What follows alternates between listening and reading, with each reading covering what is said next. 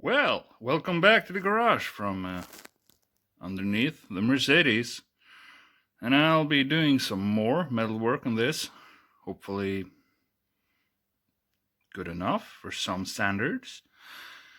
Anyway, I'm doing the bottom of the frame rail this time. It's quite rotted and it's in 3 layers from the factory, so it's not going to be quite that because it's well, the factory panels are hydraulically pressed, like all the tons. I just don't have that sort of equipment or the finances to buy the parts new. So, well, doing the best of it. So, if you'll look right here, I've just laid a flat piece of steel along the frame rail. Like you can see, it's on the outside of the original skin, from there to there. I'm just clamping it down. On the inside, I've just pre-cut the edge of the new panel. I'm gonna cut in.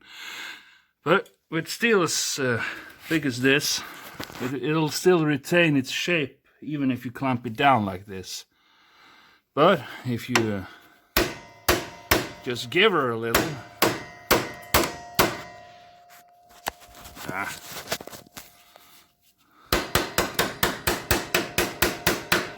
give it some good whacks where you're hitting it, it should stay sort of bent. At least close enough where I can just tack weld it along and then hammer it into shape while getting it fixed there. Oh yeah, first thing though is get off some of this Mercedes under seal. That shit is expensive as hell. I think ordered just 2 bags of the 3M. What's the number? 08800 under sealant, and it's like, I don't know, 35 bucks per bag, and each bag is just a quarter liter. So yeah. Plus the gun is 80 bucks to spray it with. But I want it to look sort of original. So that's how it goes.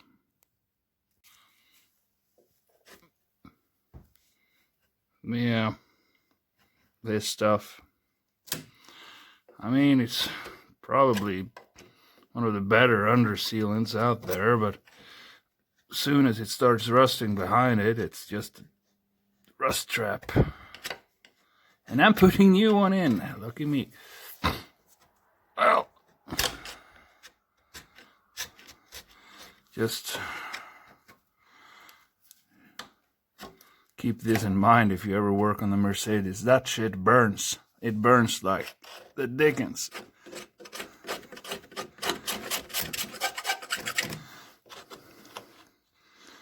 You need to get it off before you can weld or anything.